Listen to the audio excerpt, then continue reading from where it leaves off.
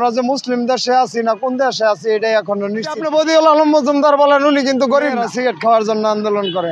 দর্শনের ব্যাপারে মেয়েরা কি বলতেছে, রাষ্ট্র তুই দর্শন, সিগারেট খাবে চাইবো, এটা উনি মনে করবো যে মেয়েরা সিগারেট খাওয়া নিয়ে যে আন্দোলনটা করতেছে এটার একটা যৌক্তিকতা আছে, এটা ইউনূস মহোদয় ভালো উত্তর দিতে পারবে।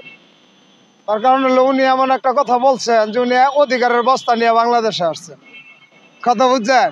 ও এক অধিকারের বস্তা নিয়ে আসছেন, আমরা যে যা চাইবো এইটা উনি দিয়ে দিবেন। উনি বলছে আপনার চাওয়ার অধিকার, তো মেয়েরা সিগারেট খাবে চাইবো এটা উনি বলবে কেন? এটা তো ইউনূস মহোদয় বলবে, এগুলো তো আমরা বলবো না। আমরা এটার ব্যাপারে কি নিন্দা জানাবো? একজন স্বরাষ্ট্র উপদেষ্টার কুশপুত্তলিকা দেওয়া করছে সিগারেট খাওয়ার জন্য, এই জন্য কি রিক্সা চালকরা নিন্দা জানাবে? রিক্সা চালকদের ইজ্জতের মূল্য আছে, আর এত নর্মালি কাজ করবে। আপনারা এই কথাটা জরুরিভাবে ছাড়বেন। আমরা যে মুসলিম দেশে আছি না কোন দেশে আছি এটাই এখনো নিশ্চিত না।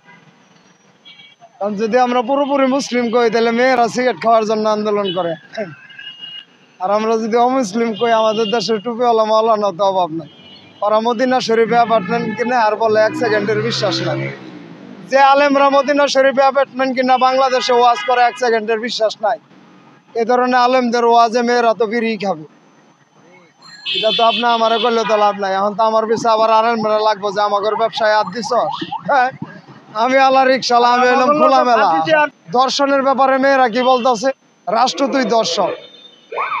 রাষ্ট্র কি তুই দর্শক? দেখেন, আমার এই যে বয়স হোক, দর্শন কি জিনিস আমরা এগুলো বুঝি না, কিন্তু এই রাষ্ট্রে বসবাস করে এই রাষ্ট্রই নাকি দর্শক।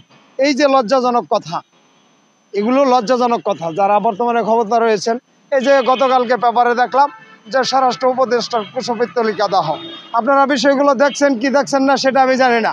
বিষয়টা হচ্ছে মেয়েরা বিড়ি খাওয়া নিয়ে। আমি আশ্চর্য হয়ে যাই। একটি জাতির সভ্যতা, এই যে সামাজিকতা, এই যে আমাদের পারিবারিক বন্ধন, এই যে আমাদের মানবতা ছিল, এগুলো আজকে কোথায় গেল?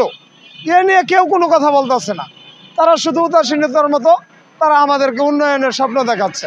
ওই আমাদের প্রধান উপদেষ্টা বলতেছে ডিসেম্বরের মধ্যে নির্বাচন দিয়ে দেওয়া, মানে আগামী ডিসেম্বরের মধ্যে নির্বাচনের আশা করা যায়।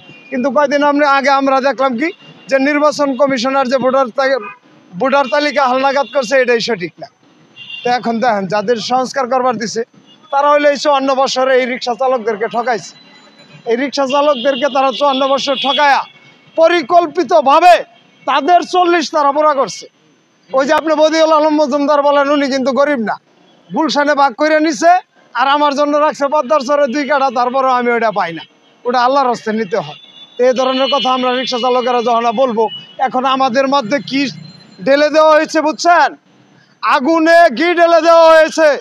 গত বছর রিক্সা চালকদের একটা সিস্টেম ছিল, এই অটোর এই ধরনের একটি রায় দিয়ে বর্তমানে সমস্ত রিক্সা পরিবারে আগুন লাগিয়ে দেওয়া হয়েছে। আমরা দ্রব্যমূল্য কিনবো, আমরা তো খাইতেই পারতেছি না। আমরা তো দুবেলা যে খাইতেছি, অনেকেই দুবেলা করে না, একবেলা রাস্তায় একবেলা করে। ঘটনা বুঝছেন? আমরা কি দ্রব্যমূল্যের কথা বলবো? আমার রিক্সা চালকের অবস্থা দেখেন তো। এই একটা শহরে এভাবে যদি 3 চাকার বৃদ্ধি পায়, এখানে রাস্তায় যে ধরনের যানজট তৈরি হয়, এর মধ্যে আবার আন্দোলন। এখানে যানজট বিশৃঙ্খলার জন্য যেখানে নগরবাসী অতিষ্ঠ, সেখানে রাস্তা বন্ধ করে আন্দোলন করা হয়। আপনারা কয়দিন আগে একটা দৃশ্য দেখলেন, এই ছাত্ররা কি 7 মাসে রিক্সা চালকদের জন্য কোনো কর্মসংস্থান তৈরি করছে?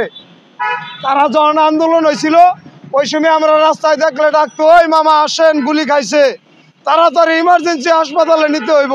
এখন ওই মুড়ে মুড়ে মাইক লিয়া খারাইছে, ওই মামা এখানে দাঁড়ানো যাবে না, ভাগেন। কথা কি বুঝছেন? এই বৈষম্যের কথা কে বলবে? আমি তো এই রিক্সা চালকদের উপরে বৈষম্য যে দূর হবে দূরের কথা, তাদের উপরে যে পরিমাণে বৈষম্য জমা করা হইতেছে, ভবিষ্যতে বৈষম্য শব্দ নিয়ে দেশের মানুষ কোনো শব্দই করতে পারবে। এই যে বৈষম্য নিয়ে যে আজকে আমরা কথা বলতেছি, আপনারা হয়তো খবরও সারবেন, ভবিষ্যতে এই দেশের মানুষ বৈষম্য নিয়ে কোনো কথাই বলতে পারবে না। 54 বছর একটি জাতিকে বঞ্চিত করে রাখা হয়েছে, এখানে বেইমানি করা হয়েছে।